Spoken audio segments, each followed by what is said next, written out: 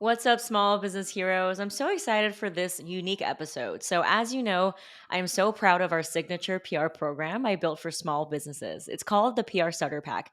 And the most important element is community. Every month, I get on an in depth coaching and workshop style call with our members. And I even sometimes have top tier journalists come on as well.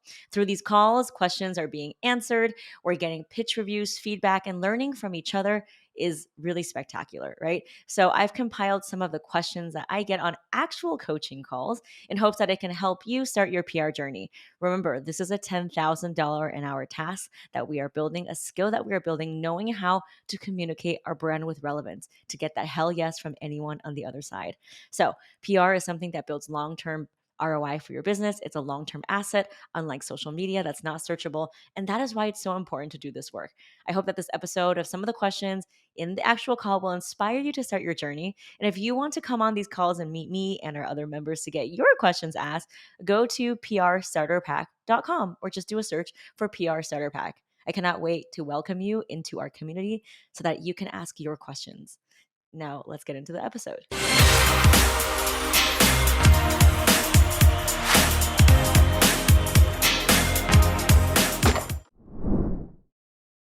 If one journalist from a media outlet doesn't respond, when should you reach out to another journalist? So honestly, at this point, because of the budget cuts, a lot of them are freelance writers, which means that they are not full time with anyone, which is a good thing because it means that if you plant the seeds with one journalist and if you get interviewed, chances are they will write for many other outlets, right? And you can say, what are the other outlets? So I honestly don't think there's anything wrong with emailing someone else unless it's like a exclusive that you're trying, like a worldwide exclusive that you're trying to only like sell to one media outlet, if you will, right? So if it's not something that's super high stakes, I don't think there's anything wrong with reaching out for another journalist. Now, remember, in your database, right, you have all of their information. Make sure to click on their bio because it'll give you more information. And a lot of times they do move around. Right? There's no way that I can have a super updated one. And how you can get around that is by literally just looking at their Twitter and clicking on their Twitter or LinkedIn, and you can see immediately where they write for now, right? I hope that makes sense. Is it appropriate to send a press release on your crowdfunding campaign to press contacts? Should they be in business publications or customer focused industry publications? So I have a whole training on press release. I also have 2 episodes on my podcast about press releases. So for me, the best way to utilize a press release is to say that you're the first or only to do something. And you can do that in conjunction with the fact that you've raised, right? So if you look at all of the press releases I've written, you can go to gloriachoupr.com/services. I've written stuff for fintech, for AI, for NFTs, for books. And you don't have to be the first to do X, Y, and Z, but you might be the first to do X, Y, and Z in your city or in this way, right? And then you can couple that with the crowdfunding campaign to be like, hey, we're the first to do X, Y, and Z, and we've launched and we announced that we raised, right? So this is one that I just wrote recently. It's an NFT like social app. And I do this on my VIP day, by the way. It's a 6-hour writing day. So we talk about how it works, why it's different. It's talking that it's announcing, right, that it's launched an NFT, but like why?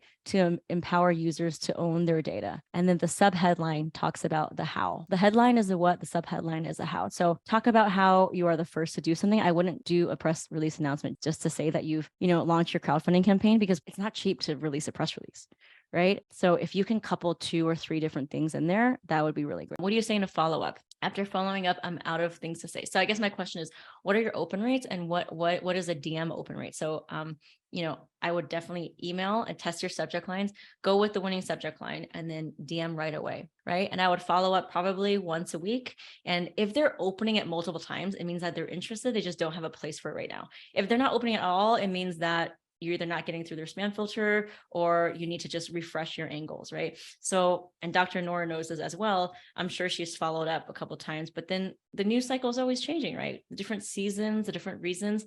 How can you adapt your pitch and maybe just adapt it a little bit and tweak it to like the new season that we're in, right? And Dr. Nora and Dr. Greta, if you want to comment here as well, I'm sure you've had your fair share of following up and people don't respond, right? But there's so many journalists out there's literally hundreds, there's thousands, right? Can you provide guidance on the best way to respond to Haro requests? We have provided concise responses. By the way, there's a Haro training in the starter pack portal. Lengthy responses and everything in between. However, we have noticed they never open the email, let alone read it. It's a lot of work to detail a response, to never have it read. Is it best to just keep it vague and say we are experts on this product? So the thing is, if you have the PR starter pack, especially if you have done any kind of deep diving, then I would start with the pitch first. I think a lot of people think it's, we always do like the easy things. I always have this metaphor when I have something that is really intense, like if I'm doing a work call, like if I'm doing this, I start vacuuming because that's like a quick win for me. Like I'm so procrastinating, but I'll just like start vacuuming, right? So we are trained as humans to do something that is easy. And so like responding to a request is so much easier than actually doing the work of writing a really solid pitch. So what I would do is actually write your solid pitch with the 3 or 4 bullet points, keep getting the subject line super concise. And with that pitch, you'll find it that you're actually able to respond to Haro by just using that pitch and maybe just rewriting 1 or 2 sentences. But I would definitely start with the pitch first. There's no substitute for that. I know it's so much easier to just respond to Haro and be on Haro all day, but you cannot delay the inevitable, right? Your message is your message. So we have a lot of people. I actually have a interview with Chris Vaughn, who got onto like 5+ outlets using Haro. But it's, if you Google like Chris Vaughn, it's like how to get into Haro. She talked about how using the CPR method, she did her pitch first. And when she's scanning through Haro, she just did a Control F, and anything that like corresponded to her industry, she just was able to repurpose it. I would not spend all day doing Haro, especially if you're in the PR starter pack. You have the media database. You don't really need to do it. However, if you do write a really good pitch, your Haro is going to be 10 times more effective, right? So if does anyone here have any great experiences with Haro, please raise your hand. I know we have a lot of people in the Facebook group who actually have gotten featured using Haro. Joan says, how do you do a mass mailing? So journalists really like one-on-one communication. We've surveyed journalists, and research has shown they like one-on-one. So make sure that you spend the time to just like, even if you're copy and pasting the pitch I wrote for you, right? The pitch that I wrote for Raphael, I don't think that she's mass emailing everyone. It's about having that one-on-one communication, but with the pitch that we wrote. So I have a final checklist before you press send. Make sure you download that before you start copy and pasting in 1 millisecond and then having like weird errors and formatting. It just takes 30 seconds. So that's also in the portal. Yes, individually, Joan, individually. Because if, again, they want to know that it's a collaborative relationship that you're building and you're not just like mass mailing. So Raphael, she just started sending out the pitch that I wrote for her. She says 1 hour a day. I split test the subject lines to 30 a day. So Joan, how I wrote the subject lines for you on our one-on-one? I want you to test that. And so with that data, you'll be able to send the rest of the emails with the best subject lines, because your open rates are all about your subject lines, right? Someone says, how can I determine journalists have a more mature audience? So again, we don't know, right? Like we don't know what their audience is, but you can kind of Google their name and see some of the articles that they've written. They don't share like what their audience is with us. Like there's nothing that I can know like, oh, well, these people write their emails, but you can just look at the outlet name and see if that would move the needle for you. And there are some outlets that you might think trend towards older, and you can do some research on that too. But they don't give us information about like exactly what their audience is unless they're like self-selected and do a survey. All right, what is a good email open rate? I mean, you have an incredible email open rate. You said you had like almost 40% from the email we wrote. So that's really pretty good. Industry average is anywhere from like 15 to 25%. But again, open rates with iOS privacy blockers, it's getting harder and harder to get that data. So it's harder and harder to attribute what the mail tracking device says to the actual like objective thing because of all the privacy filters. So again, it's just getting harder and harder to measure it. However, you can still have a general sense of it. Again, I'm not a technologist, so I really don't know like the back end of it. I just know that it's not 100% accurate. For anyone out here, please install an email tracking device.